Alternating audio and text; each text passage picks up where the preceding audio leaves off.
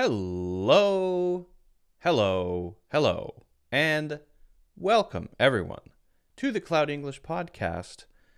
My name is Luke, and it is not Friday, it is Saturday, April 1st, 2029, or something along those lines. It's great to have you here. We have a lot to talk about. We're going to be covering a lot of things. Our main topic today is about English conversations. How can you have good ones? How can you have natural ones?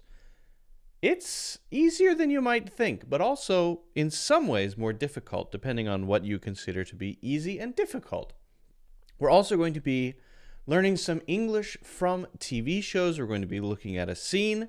I really like doing this. We might do this in every single podcast. I don't want to make a rule or anything, but I think it's a really great way to sort of extract the gems from the show, right?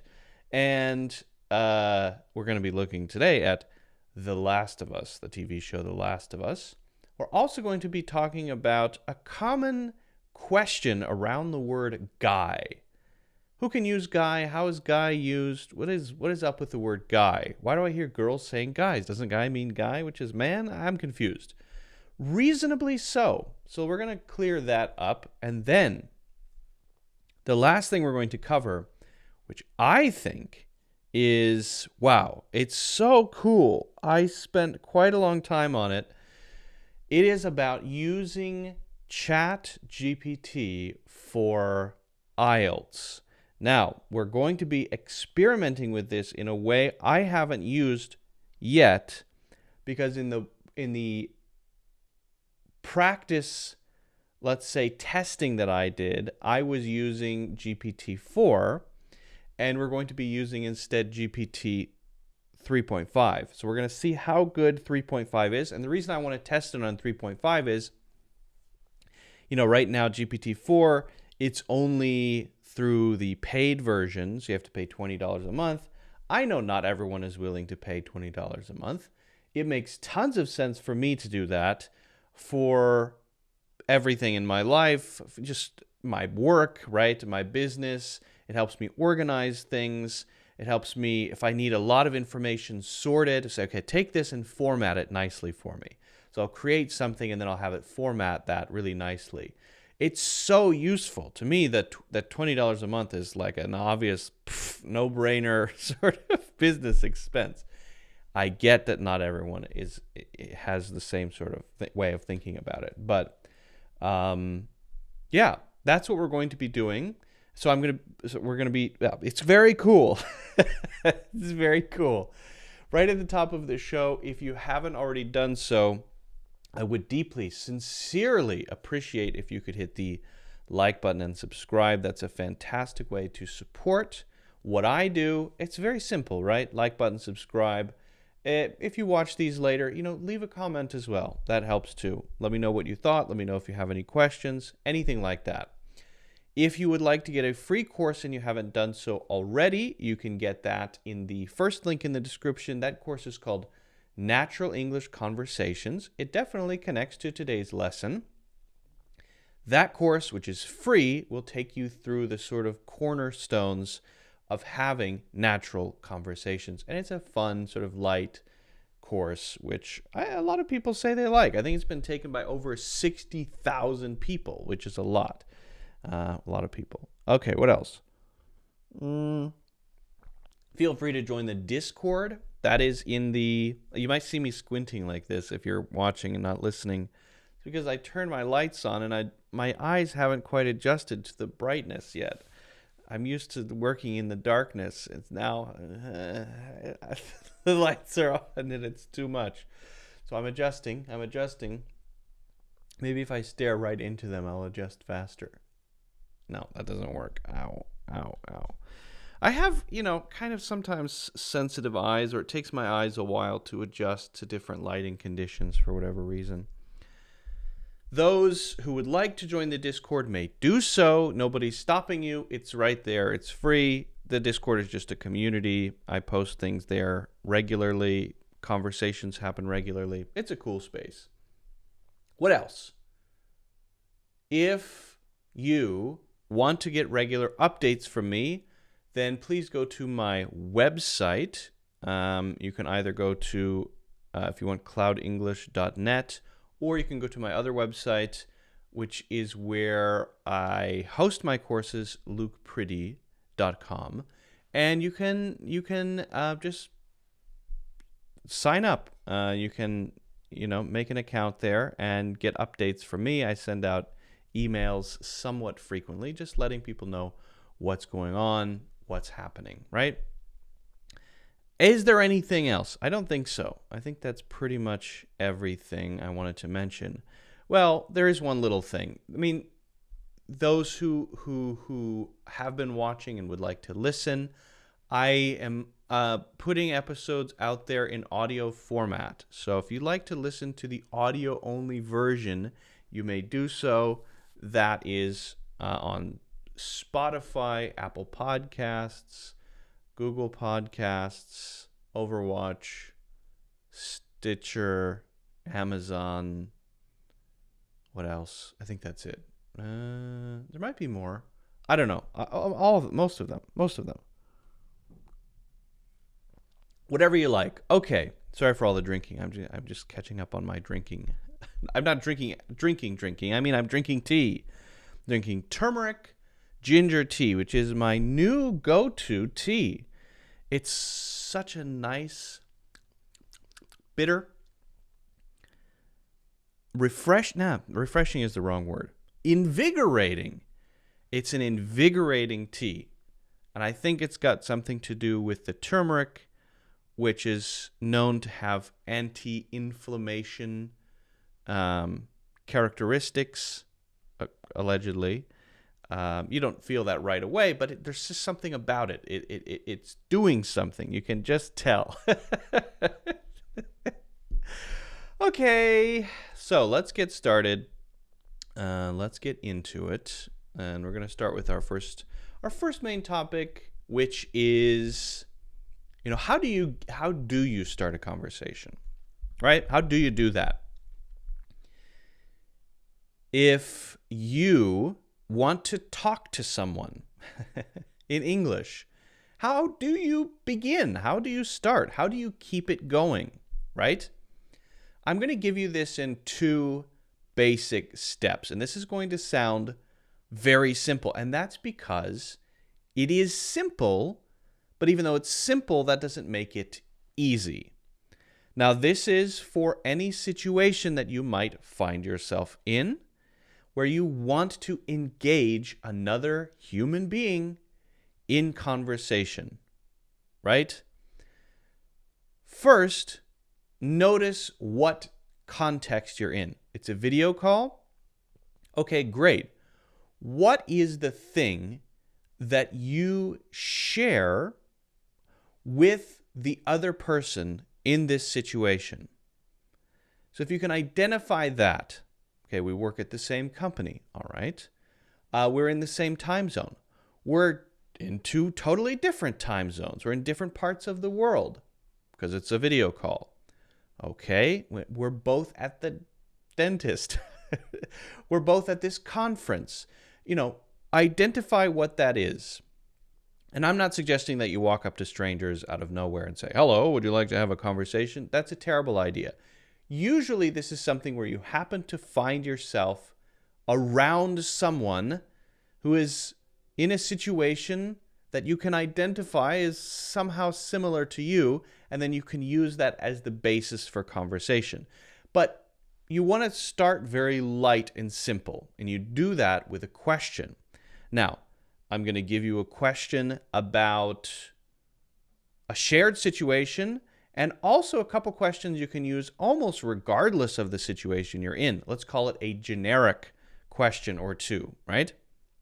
So how about we find ourselves in a video call, right? And maybe it's a sort of social thing for work, right? It's Friday happy hour with your colleagues, and you happen to know in this video call that some people are in different places, right? You're maybe in the call and you see a few other people there, And you know that you're not all in the same location.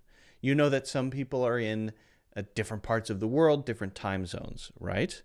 So what could you say in that situation, right, that might get the conversation started? Or at least break the ice a little bit, right? You could, and this is not something that I recommend usually, but you could honestly talk about the weather. It's more interesting to talk about the weather when you're in a different place than, I think, when you're in the same place, right? There are ways to do it when you're in the same place. It's almost so common that it's cliche and boring, but when you're in different places, that's kind of interesting, right? So if I know that you are in a place that's colder than where I am, or I maybe, right, I could just say, how's the weather where you are? Now, I could start that also with, so where are you currently? Where are you based?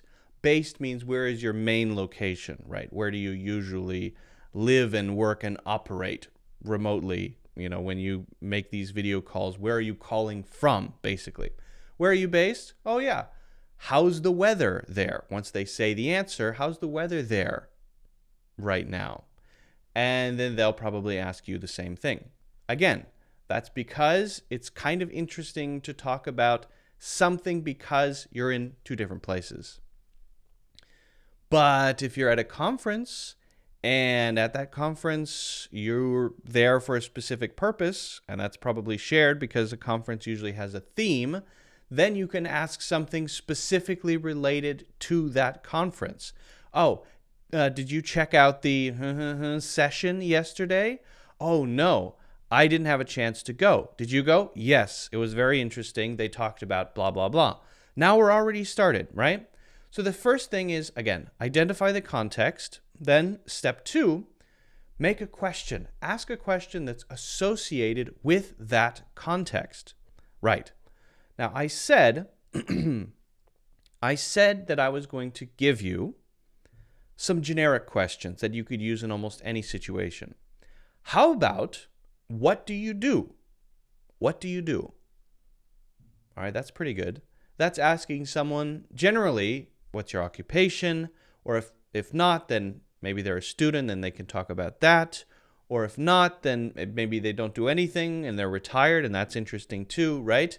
If you say, what do you do, and someone is retired and they say, I'm retired. Ooh, I have many questions. How are you spending your retirement? What is it like to not have to go to work every day? You know, I can ask a lot of questions based on that, right? Another generic question. How is your week going so far? How is your week going so far? It could be that it is, Sunday at 1 a.m., in which case, Monday at 1 a.m., in which case that might not be the best question to ask, right? But let's say it's even Monday afternoon. I can still say, how is your week going so far? I can still say that, I think. And then people can talk about what happened over the weekend, what's happening so far today, what's going on in their lives a little bit. They can give a few details. You could say, how's your Monday going so far? If you wanted to make it a little more narrow, I think that would be okay too. But since you're so close to the weekend, then I think it might be even better to say, how was your weekend? How was your weekend? And then they'll say, oh, yeah, it was okay. Did you do anything interesting? Then you can ask about stuff that they may or may not have done, right? So think about where you are in time. These are kind of generic questions, but I think they're good for getting a little bit more information. I think they're good for getting people to talk a little bit more. And I think that is the goal of the first question. What is the purpose of the first question? I think the purpose of the first question is to extract a little more contextual information in this situation that I can then use to ask another question that's perhaps more interesting, that then can start this sort of snowball effect of the conversation then becoming a real conversation. So it's not that the first question has to be amazing. You know, you don't want to walk up to someone and say, what do you think about the fact that, based on the projections for the end of the year, I mean, just something very detailed and complex. That would be extremely awkward and strange. So you notice that the first question, especially for someone you don't know, is pretty simple, pretty basic, pretty generic, can be context specific or not, like these generic questions, and is really the focus of it. The main goal is to get information out of the other person, to get some more stuff that you can grab onto with your hands, right? So that you can then use that new information to push things along a little bit further, right? I look at the first question as like opening the treasure chest of possible things to talk about. And then after they answer, I have some gems I can pick out and ask more things about. I like having conversations. Okay. Perhaps in context, right? I know I'm speaking with a colleague that I haven't communicated with often before. It's that video call situation. And I want to ask something more work-related, right? The weather one could be good again because maybe we're in different places. But what if I want to ask something work-related? There, you can pick out things that may or may not relate to your colleagues based on your own experience. So think about that too. Think about context, ask a generic question, or think about something that applies to you and may or may not apply to them. Well, the weather does, I suppose. But what about, I've been using ChatGPT a lot for work recently. And I'm curious if my other colleagues in different departments doing completely different types of work have been using it as well. So I might ask a question specifically around that. I might say, have you guys started using ChatGPT for your projects, in your projects? And then the answer may be yes, it may be no, but that doesn't matter because the answer will give me more to ask about, right? That's the key. Okay. So hopefully you've got this basic idea of starting. Now, what about when they answer? Okay, so to my question, what do you do? Maybe I'm meeting someone in a generic situation in a cloud. I go to Cloudland and I meet a person in Cloudland. I think I would ask about Cloudland. What do you think about Cloudland? I'm in a generic situation. I ask, what do you do at a party? Okay. And someone says to me when I ask, what do you do? I'm a software engineer. That single piece should be enough for you to go on and on. Because you could say, what type of software are you in, right? Or maybe I could, if I know a little bit about it, we could talk about languages, or we could talk about what sorts of applications they build. We could talk about where they work. We could talk about, different trends. We could talk about whether they feel threatened by, AI and how much that's helping people who build software or maybe replacing them. So there's so many questions around it. So as soon as you get an answer to your question, you think of that as this sort of like node in the middle, and then suddenly, I'm a software engineer. Bloop, bloop, bloop, bloop, bloop, bloop, bloop. You can see these little bubbles appear around it, and those little bubbles are things that now are branches, possibilities for you to ask more about. So then you can dive into any one of those. And I really see it very visually when I'm having a conversation.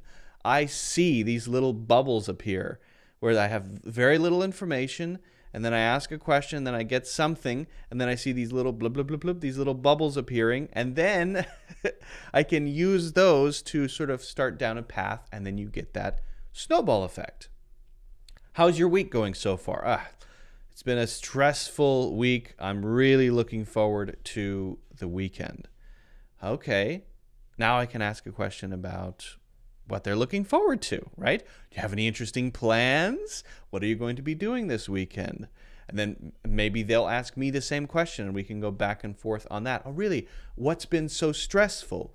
We could talk about the causes of stress, and we could talk about then asking them questions about their lives and their work and their problems. People like to talk about their problems. Oh yeah, my manager, he suddenly, at 5:30 p.m. asked me to blah, blah, blah before blah, blah, blah. And I can ask a lot of things around that, right? What if someone just answers, for example, to the ChatGPT question? Have you guys have you guys been using ChatGPT in your projects? I might say, or someone might say, not yet, not yet. Now, you need to pay attention to people's responses, because if you get a very short response, it might indicate that they're not interested in having a conversation with you. What's wrong with me? With you.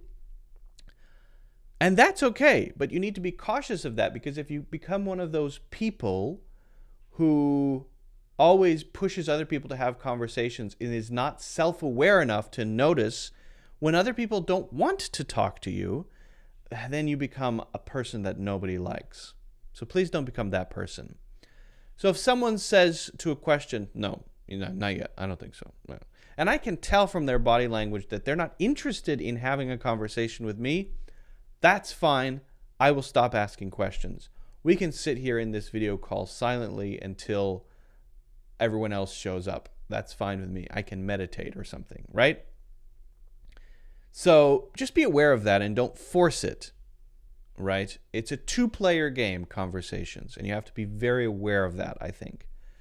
So if the other person says not yet, pay attention to how they say that. If they say not yet, then I might ask a follow-up question. Do you think it could be useful for the stuff you're doing?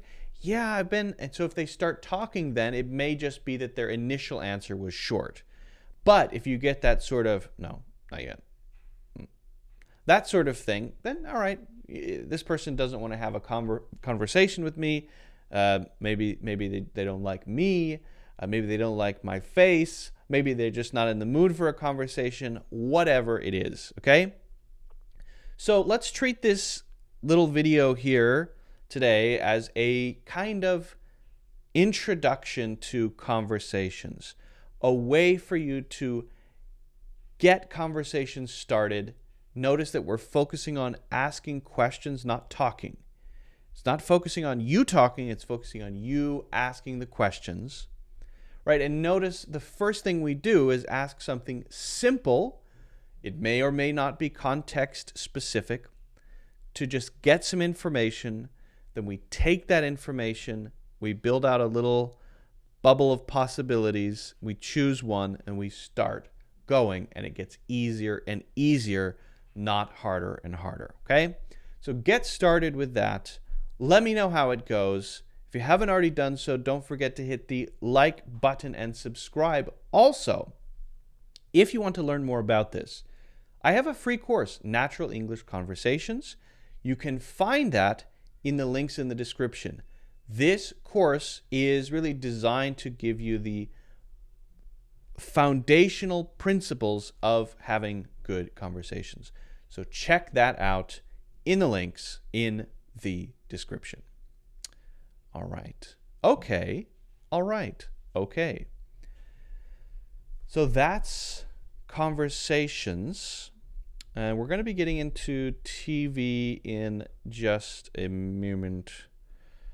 I see we have some people here joining us live. Hello, I haven't seen the chat up until now. I apologize. Garav Chaplin, hello. Constantine, greetings. Ulrich, hello. I appreciate that. That's a nice thing to say. Dionysio, hello. I can't do subtitles live, unfortunately, Dionysio. This is live. This is recorded live, and so I cannot put subtitles on a live thing, unless there's a way to do it that I'm not aware of. Constantine says, under what label can I find the podcast, the old ones? It should be under live streams on the main page if you're watching on YouTube, but also if you go to cloudenglish.net and you find the podcast page, they're all there. And also, if you go to Spotify or Apple Podcasts, wherever, you can find it there too. Nehat, hello, greetings. Chet Warren is here. Elbow cough. Elbow cough indeed. Nasi, hello. Hi, Luke. Hi, everyone. Long time no see. Gillinson from Morocco. Great to have everybody here. If you have any questions, I will be able to answer. I'll do my best to answer a few, so feel free to pop those in if you have them. Chet says, hey, Luke, greetings from China. Hello, Chet. Thank you so much. I'm Japanese who's eager to learn English. Great to hear that. I unfortunately can't read your name. I don't know how to read Japanese characters. Zeno says, hello from Algeria. Greetings from Algeria. Wow, lots of people here. Awesome. I'm going to take a quick sip break, and then we're going to get into learning some English from a TV show. Devastating tornadoes in the mid-south? Really? What's going on with the tornadoes? Can we check that out? What's the tornado news? I'm quite curious. Let me see.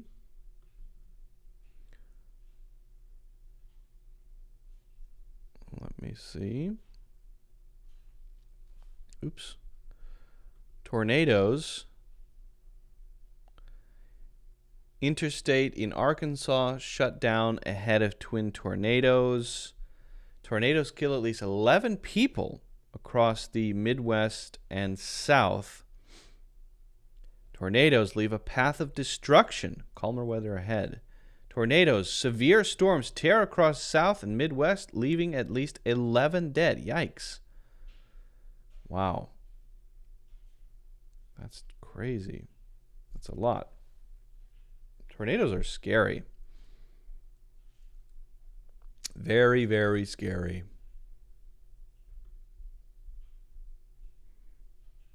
All right. Well, that's depressing. It's depressing news. I know what can cheer us up. A TV show about zombies whose brains have been taken over by fungus. That'll cheer everybody up. Excuse me. All right. So, the TV show The Last of Us, based on the game The Last of Us, has been what everybody's talking about recently. And we're going to learn some English expressions from it. So I hope you're ready to do that. What we're going to do is pick out specific words and phrases, right, from a specific scene. We're going to look at this scene. We're going to try to learn a few things from what they're saying, and we'll talk about how these are used and what they mean. All right, so let's just get started. Let's just start. We're going to be kind of going through and isolating them one by one. And we'll have to listen back probably a couple of times just to sort of get the full meaning. All right, here we go. It was me. He said there at the beginning, I think it was me. I don't remember what this is specifically about. I was the guy who shot and missed. I was the guy who shot and missed. We're not gonna write that down, but I was the guy. I'm the guy. I'm the guy. When you want to say that you were responsible for something, and adding who adds details. Classic relative clause. Okay.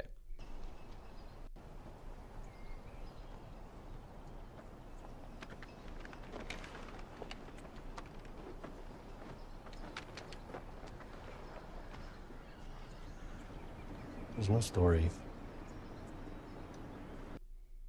There's no story. Sarah died, and I couldn't see the point anymore. Okay. I couldn't see the point. Sarah died, and I couldn't see the point anymore. What does it mean to see the point? Well, I think you probably know the really common meaning of what's the point. What's the point is what is the main idea that you're trying to get across, right? In a lot of situations when someone says, can you get to the point? What is the point of what you're saying? What is the main thing that you're trying to communicate? What is the main idea that you're trying to say? I'm having trouble understanding because you're talking a lot. What's the point? But there's another way that this is used which is slightly different. And that's how he's using it here. I couldn't see the point anymore. So the point anymore here is I couldn't see a reason for this. I could for living. I don't know what exactly it is, but I couldn't see the reason why I should. I couldn't see the reason why I would want to, right? So when a situation is absolutely hopeless, and I think, any action that we could take is not going to solve anything. It's not going to help anything. I'll say, what's the point? That's like saying everything is hopeless. Any action that we could take is not going to work. I'm giving up, right? And so someone who might be depressed would say something like, what's the point of getting out of bed? So that's a little different than the other meaning of what's your point? What's your point is the main idea. What's the point of getting out of bed? I couldn't see the point of getting out of bed. I couldn't see there was no purpose for me, any reason why I would want to do that, right? So that is actually almost as common, maybe not quite as common as the other way to use this. All right, let's just make sure we get that. And I couldn't see the point anymore. I couldn't see the point anymore. Simple as that. Simple as that. And I wasn't scared either. I was ready. I couldn't have been more ready. I couldn't have been more ready. So what does this mean? If something is, let's say if you're talking about your state of preparedness, right? You're very well prepared. Then we often, to emphasize it, to make it a little stronger, say, I couldn't have been more something. Now, this could be for negative or positive things. You could say, I couldn't have been more afraid. I couldn't have been more ready. But it could be for a job interview, right? There's a job interview coming up, and you say, I couldn't be more ready. Now, he says I couldn't have been more ready because he's talking about how he felt that way in the past. He's telling a story, right? I couldn't have been more ready, which means he was very ready. So after more, usually we're going to have an adjective. I couldn't have been more excited. I couldn't have been more tired. I couldn't have been more afraid. I couldn't have been more focused. All of those are a way to really emphasize, wow, it's a lot. We don't have to take it too literally, but it's like saying very, very that. I was very, very focused. I was very, very ready, right? And again, it could be couldn't have been if we're talking about the past, we're telling a story. But if we say instead, I couldn't be more ready, then that's now. That's me saying for my job interview that's coming up, I couldn't be more ready. I couldn't be more confident. I couldn't be more focused. That's me right now. Okay, hopefully that's clear. Okay, let's just go back a little bit. Oh, we went way back. Okay, here we go. I couldn't have been more ready. Now notice how he says it couldn't have been. Couldn't have been. I couldn't have been more ready. Then when Uh-oh, he's gonna cry. I went to pull the trigger, I flinched. When I went to pull the trigger, I flinched. Now, saying went to do something, that's your intention, right? When I went, right, when I went to open the door, I paused. My intention was to open the door, but I paused because something made me stop. Now, what is to flinch? To flinch is used in a couple different situations, but if you flinch, basically, you lose your nerve for a moment. You pause when you didn't mean to pause. You show a moment of hesitation. You show a moment possibly of weakness in some situations, depending, right? So if you see someone flinch, there's maybe a showdown between two fighters. Showdown is the wrong word. A standoff is what I wanted to say. Two fighters standing there, and one moves a little bit, and that somehow shows the other one that he's afraid of something or has a weakness or something like that. The other fighter then takes an advantage of that. Why? He flinched. He flinched. It's often associated with those old Western movies where you have two gunslingers or two cowboys with their guns on their hips, right? And one flinches and the other sees that somehow as a sign of hesitation or momentary weakness and pulls his gun out and shoots him in the chest. That's the classic thing. He flinched. So we can use it literally physically in that sense, but we can also say, I flinched, just to mean hesitate or wasn't sure of myself for just a moment or had a moment of, what am I doing, right? I flinched just as I was about to. Doesn't necessarily have to be only sort of a physical sign, but it could be something happening internally, inside. Okay. He was about to pull the trigger to shoot someone, and then he had a moment of hesitation. He flinched. Went to pull the trigger. I flinched. Weak. Still don't know why. Anyway, the reason I'm telling you all this I is... know why you're telling me all this. Yeah, I reckon you do. Yeah, I reckon you do. Now, reckon is similar to the word suppose, guess, right? I usually use the word guess. I guess so. I guess you do. I guess we are, right? If we're making a plan, let's say we're just two friends speculating or fantasizing, imagining the perfect, little vacation. And they're just having fun with it. They're just imagining what it would be like to just suddenly take a flight to Hawaii or something and spend 3 days at the beach, relaxing. And then one says, hey, we could actually do this. That's crazy. That's crazy. No, think about it.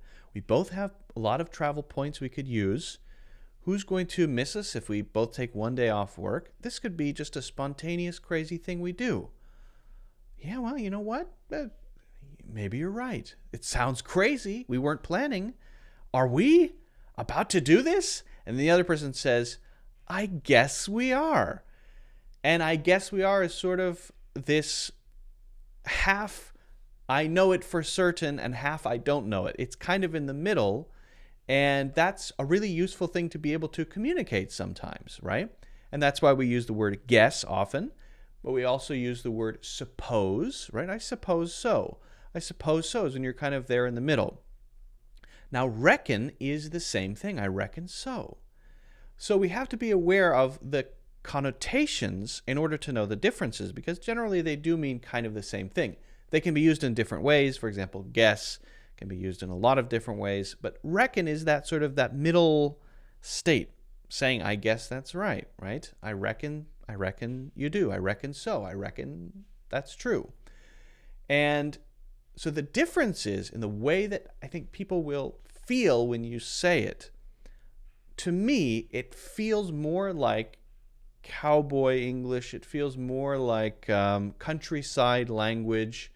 It feels more to me, when I hear it, like not just casual, but what I would associate with redneck or not super well educated.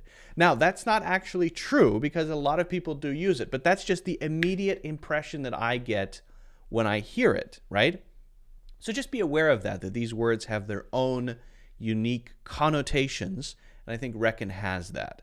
And when he says it, I definitely get that, right? If he said, yeah, I guess you do, it would sound a little more well-educated to me than saying, I reckon you do, right? Which makes me think, what?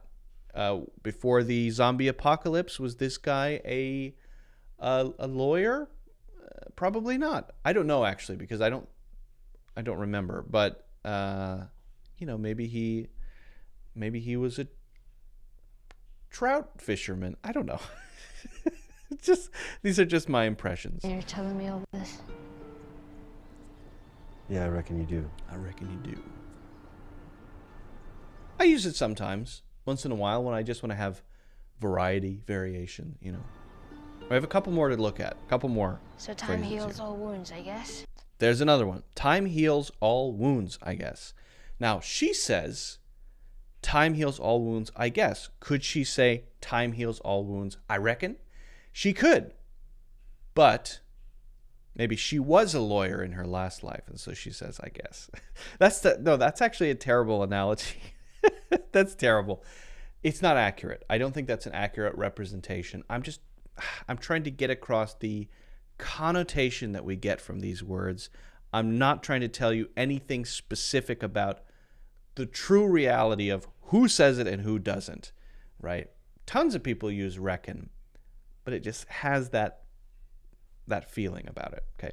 So what does time heals all wounds mean? Time heals all wounds is a common expression that you would say when you want to communicate this idea that no matter what happens in your life, no matter how painful, someone dies, or you lose $100,000 in crypto or whatever it is, we can consider all those things to be wounds. And if time heals all wounds, that means eventually you'll feel okay. You'll get over it. You'll be fine, right? Time being the critical factor. So it's just an expression. When would you say it? Well, you might say it when someone is going through a very difficult time to console them. I know what you're going through right now is really tough, really difficult, but time heals all wounds and you're going to be okay. That would be a fine thing to say.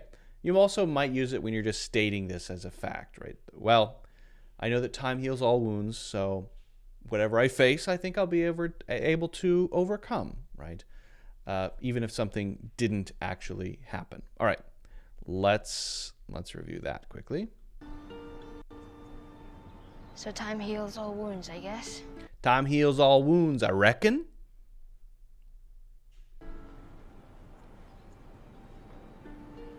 It wasn't time that did it. It wasn't time that did it. Pedro Pascal, so much emotion in his voice. It wasn't time. It wasn't time that did it. He's a good actor. What a good actor.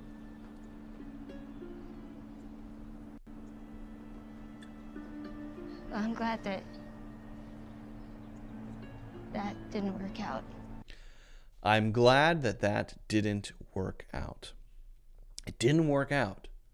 But what does something working out mean? It means the results are good. If something works out, and we say everything will work out in the end, that means everything's going to be fine. Eventually, everything will be fine. There are difficulties, there are problems now, there's uncertainty now, we don't know, but in the end, everything is going to be okay. Everything will work out.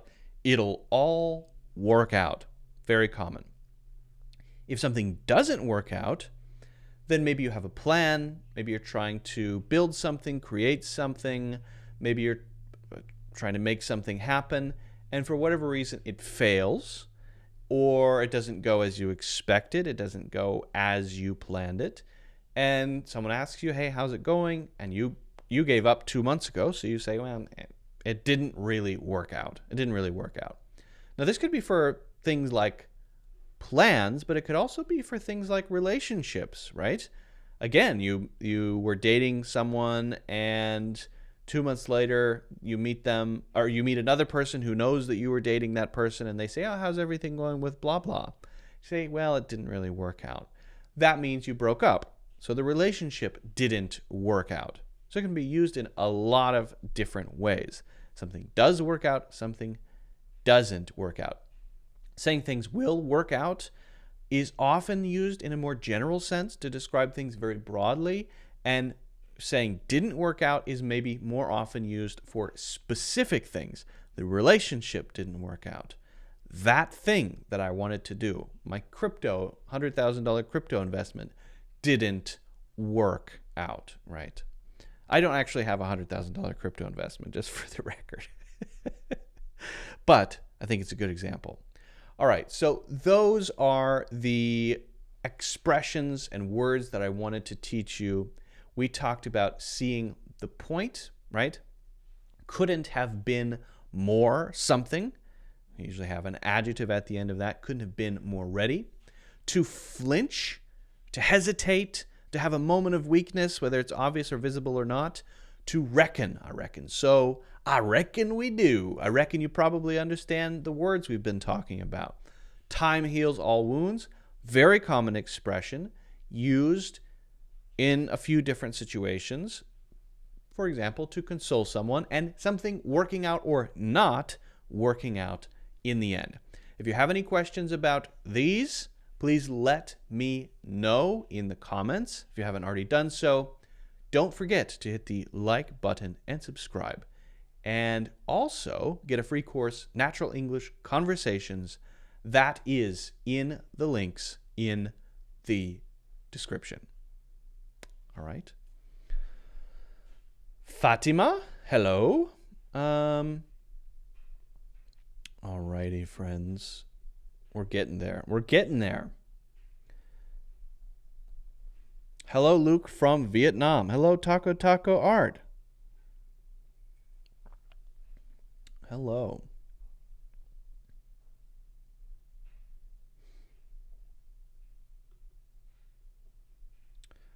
Okay. We're going to talk next about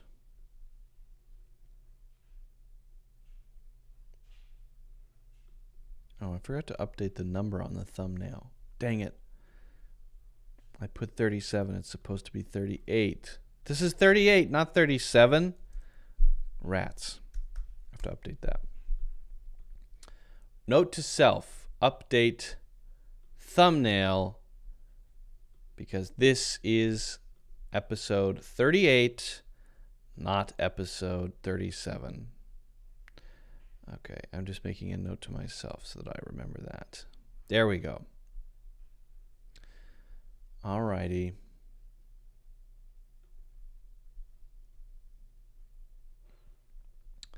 That didn't work out. That refers. Oh, could I use that didn't work out? Yeah, I think I could use it in that situation. Definitely.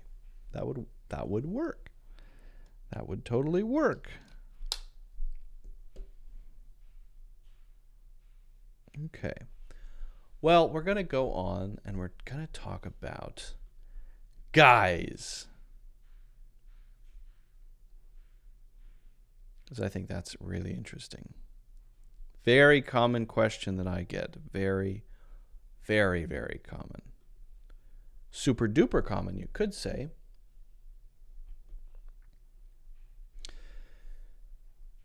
How do we use guy or guys?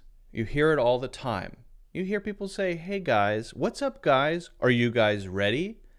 Right? Can I use this for anyone? Or is it just for men?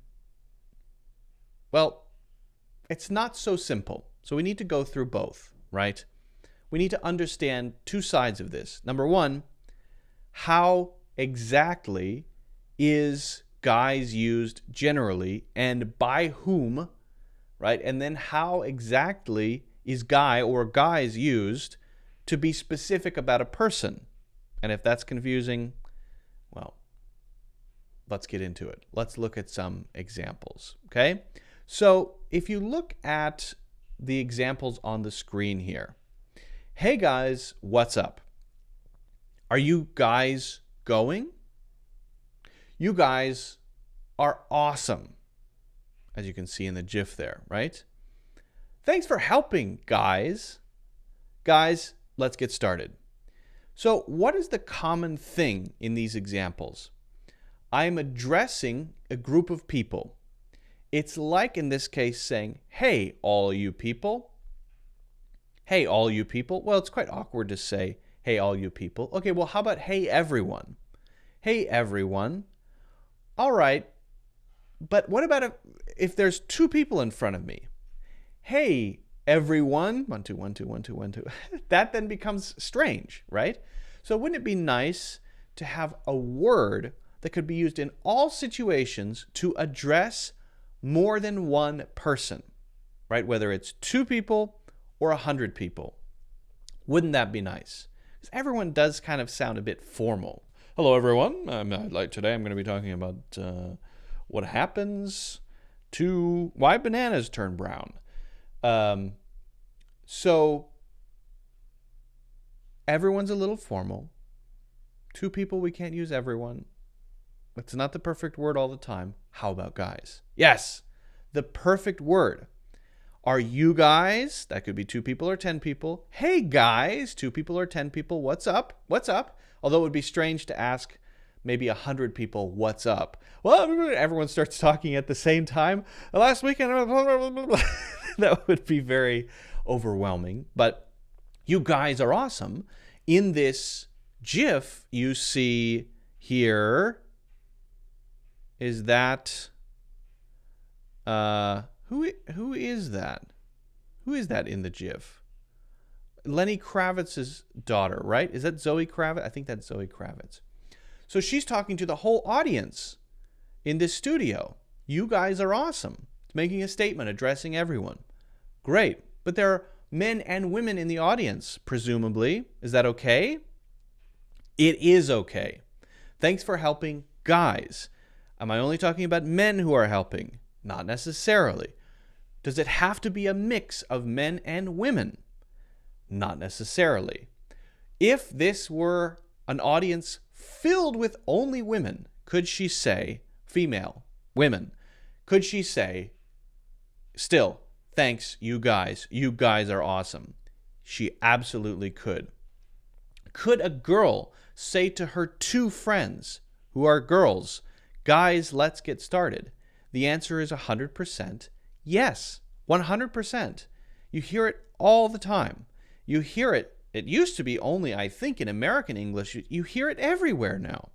So it is absolutely acceptable, absolutely okay for you to use guys when you want to address people, more than one, no matter the gender. It doesn't matter at all.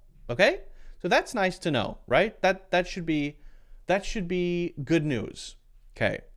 But now, maybe we should talk about when guy or guys is used to talk specifically about men. Because, in fact, it is sometimes. It's not that it has totally changed its meaning and now is only used to address a bunch of people. It can be used to focus on men. And it is often used when we're talking about one person and we're trying to identify them by gender, right? So you might say, that guy looks confused. There's a guy standing in front of the bank like this, and you identify guy maybe purely on appearance, right? Beard, guy clothes, right? You're using general descriptors, right? That guy looks confused. And as opposed to that girl looks confused, that woman looks confused, that lady looks confused, right? We're trying to identify this person from a distance. And it could be an old guy or a young guy. If it's a child, then we would say that boy looks confused. That kid looks confused. That little kid, that little boy looks confused. If it's someone who's clearly an adult, guy works for everybody. But there, again, we are talking specifically about a man, right? I'm the guy. I was the guy. These two also probably refer to a man. I was the guy who sold it. So a woman probably would not say, I'm the guy who sold it. Women use guy to address other people regardless of gender. And so do guys. But when I say so do guys, I'm saying as opposed to women. Women do it, girls do it, and guys do it. So you hear this girls, hey girls and guys. Girls and guys now suddenly refers to men and women, boys and girls, right? So if someone says, I'm the guy, I was the guy who sold it, that means me, this man here. I'm a man, I sold it. Basically is what that's saying. So when you notice that for the other one, we said guys, and this is using guy. So when you're using guy, you're usually referring to the specific gender of the person, right? And sometimes we want to ask about gender. So I might say, is your nutritionist a guy or a girl? And I could say man or woman. It sounds a little more formal to say that. I could say boy or girl. Nutritionist, boy, yeah, yes, my nutritionist is a 6-year-old boy. But this is a common question or a common thing to say to identify gender. Is your nutritionist a guy or a girl? A guy. Oh, okay. Now I know that's a man. Okay. What about some guys are coming over later? Can I ever use it to talk about multiple people? Because remember we said guys is used to address many people, right? Or several people, more than one person. And it could be men, it could be women, it could be both, doesn't matter. Some guys are coming over to fix it, though, is not addressing them anymore. And so if you're not using it to address people, hey guys, what's up guys, thanks guys, now suddenly it is probably going to be about specifically men again, right? So you can talk about multiple people who are all men as guys. And if you're not addressing them, which means talking to them, thanks guys, then it is probably referring to them as a group of men. So when I say some guys are coming over to fix it, something is broken in my home, and I know that the people coming over are men, then I might say some guys. And if there are 2 girls on that team, then I might not say guys. I might say some people are coming over to fix it, right? So I just want to be clear on this. It's not that it's just the difference between guys and guy. Guys can be used to specifically point to or talk about gender, all right? So I hope that this has made things more clear. If not, or if you have any questions about it, let me know, right? Feel free to do that in the comments. If you haven't already done so, don't forget to hit the like button and subscribe. You can also get a free course, Natural English Conversations. That is in the links in the description. All right. I hope that's clear. I know it can be confusing, but I really hope that that kind of clears things up just a bit.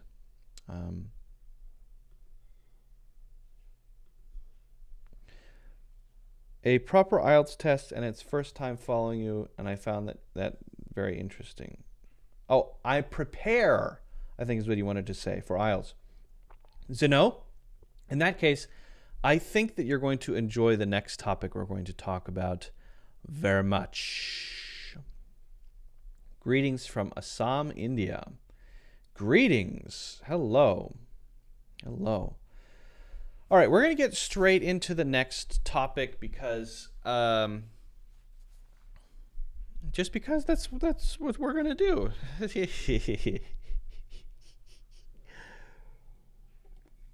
Tea break, if you don't mind.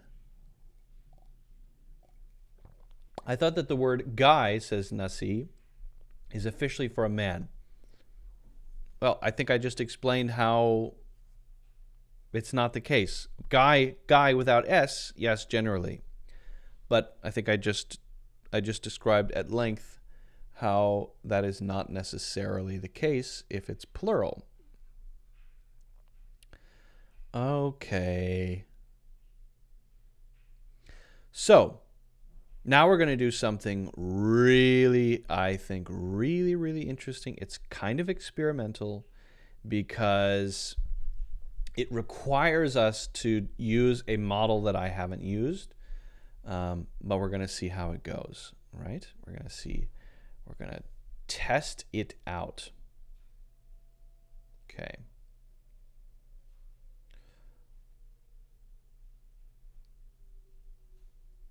Give me 1 second. I'm just copy pasting something and then we're going to get into it. Okay.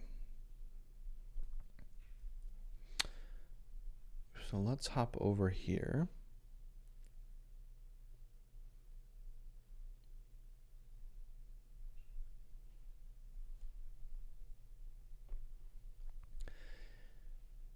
Can you use ChatGPT to practice for a specific exam, like the IELTS writing exam? And I think the answer is yes, after doing some rather extensive testing.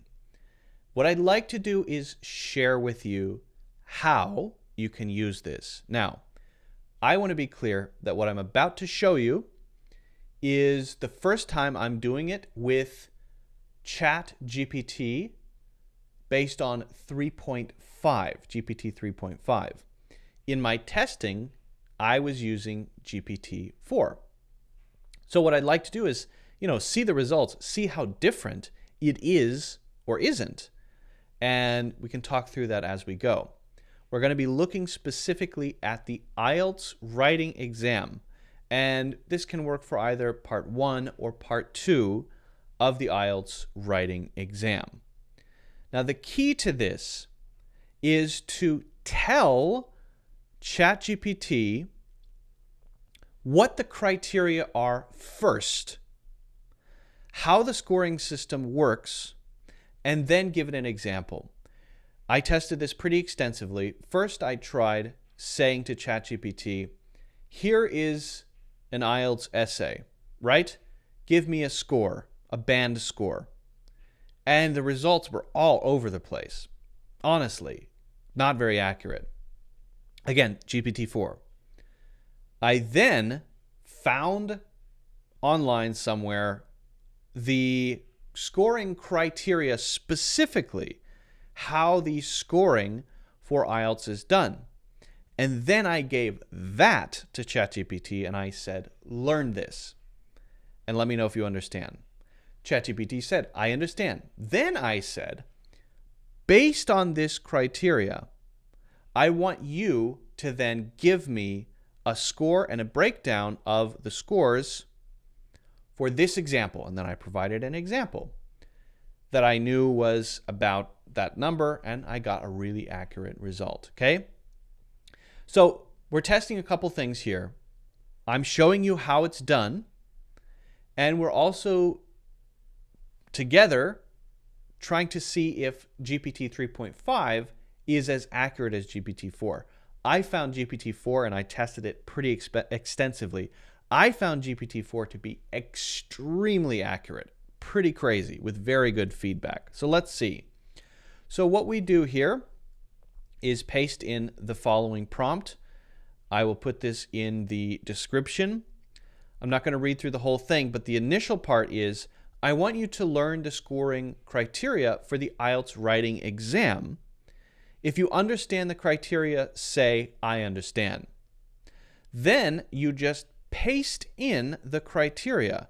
Task achievement, the details associated with task achievement, coherence and cohesion, the details associated with that, lexical resource, the details associated with that, grammatical range and accuracy, the details associated with that. These are sort of the pillars of the scoring system. But then we have the calculation. So how's the calculation done? So for each one, you get a score out of 9, and then they give you the average of those scores based on each of the 4 groups that I just mentioned. Okay, so that's how it works. So you basically tell ChatGPT, hey, here's how it works. Now let's see if what we want is for ChatGPT right now to say, I understand. That's all we want to see. Here we go. I understand. All right. So far, so good.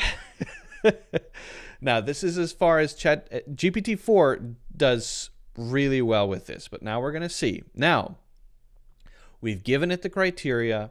ChatGPT clearly understands. Now we need to give it instructions, and we need to give it a writing sample. So now we put in,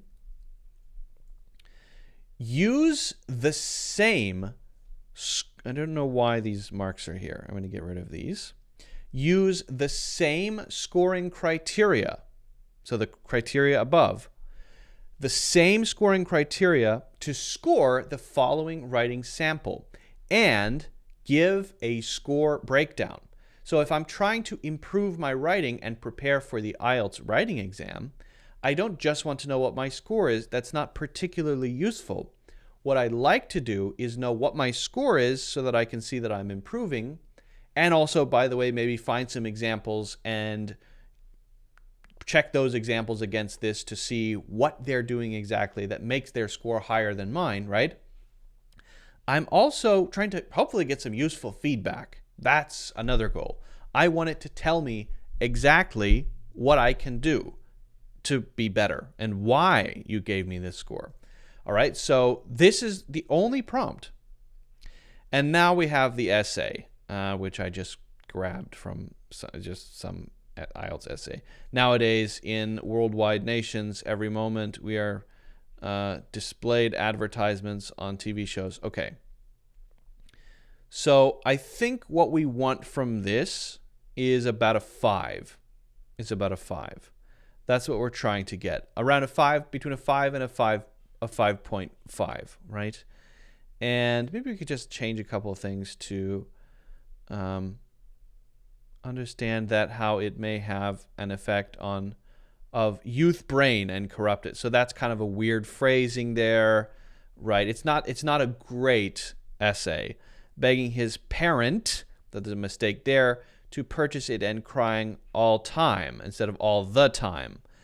As a result, his poor father will be finally obliged to buy the toy. And I'm going to change this maybe to say forced to buy the toy. There's an error there. Okay, so let's just see what we get. Let's go. Task achievement, 5. The response only partially addresses the prompt. The first paragraph discusses how advertisements are produced and whether producers care about ethical trends. But the rest of the essay discusses the effects of advertisements on people and ends with a suggestion to authorities to check and control advertisements before they are shown. Coherence and cohesion. The response lacks coherence and cohesion. The ideas are poorly organized and not well connected, so the disconnected ideas cause some problems. Talking about totally unrelated things. The paragraphs are not well developed, with several incomplete sentences and unclear phrases. The response uses limited vocabulary, and there are errors in word choice and word formation. For example, ethical trend, mentally is not wise enough, high demand while they are watching, begging his parent, will made them do to make. Okay, so some major issues. Grammatical range and accuracy 4.0. The response has several errors in grammar, including subject-verb agreement, article usage, preposition usage, tense usage, and sentence structure. For example, we are displayed advertisements. How much producers care about ethical trend to making them? Yeah, these are all issues. So let's see if they put the one I have in there. Begging his parent. Oh, they don't have mine, but that's okay. Okay, so overall score 4.25. So actually a little lower than I would have guessed. Although, you know, maybe that's about right, because reading through it you can see that it is kind of weak. So not too far off. The score for each criterion is added up and divided by 4 to give an overall score of 4.25, which is very low. That extra little gotcha. Which is very low, you loser. No, I mean, that's not nice, ChatGPT. Everyone is trying to improve. I think that's a little harsh and a little critical. If you get a 4.25, that's actually, you know, pretty easy to fix. It doesn't mean you are not good at English. It means, okay, you know, make sure your spelling is correct. Make sure your ideas are flowing a little more naturally. If you focus on one thing, develop that a little bit. Don't jump suddenly from topic to topic. If you have some basic grammatical errors, probably just going back to read through it and correct a few things will fix those. So a lot of the things between, let's say, 4.25 and 6 are not huge gaps, really. It's not a gigantic gap. A lot of that stuff is relatively easy to fix. But I think we have a pretty good result here. Now, I got a bit more, I think, accuracy from GPT-4, but I think this is a great starting point, right? And again, the steps are, number one, you teach ChatGPT what you want it to score you based on. So if you're taking another written exam, whether it's TOEIC or whatever, TOEFL, whatever, right? You find the criteria first. You ask it to learn the criteria, and then you ask it to respond with I understand. Then you ask it to essentially grade you or score you based on the criteria. And then you can ask follow-up questions, right? You could say, for example, how could I improve? It already said this, but I could ask, how could I improve my vocabulary usage?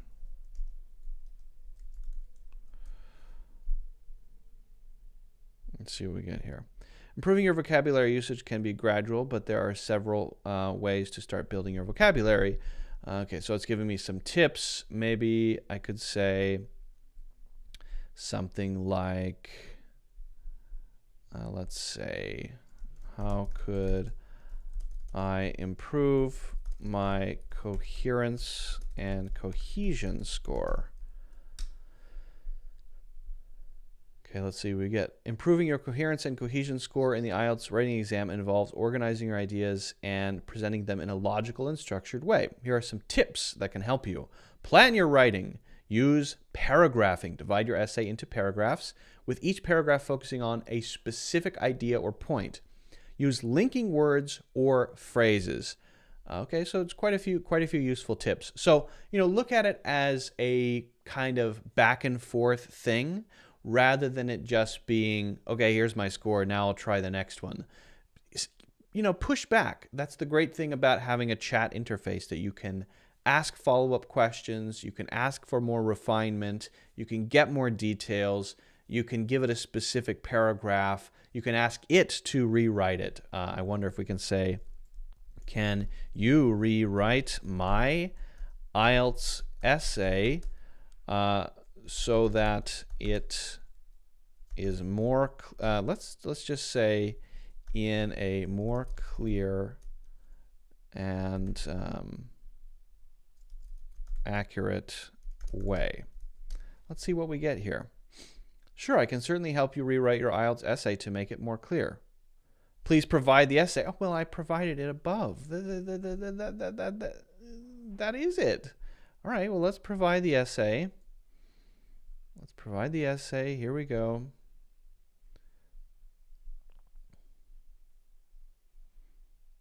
Oops. ChatGPT, they need to work on their interface. Just selecting things, selecting elements, and not selecting other parts of the screen. I mean, in 3 years, we won't be talking about this. But right now, it's close to terrible. Close to terrible. All right, here we go. Let's see what we get. Let's see if we can get a rewrite. All right.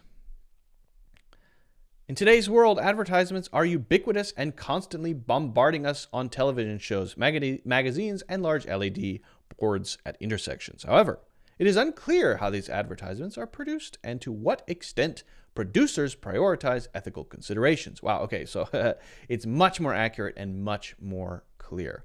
So we can look at that and get some ideas about how to organize things, right? And again, make it a back and forth. If you see it as a teacher, a partner, someone you're working with, rather than just this static tool that gives you outputs, I think you're going to get a lot more out of it.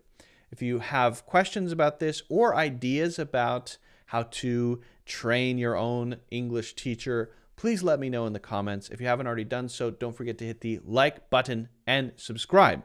Also, check out my free course, Natural English Conversations, in the links in the description.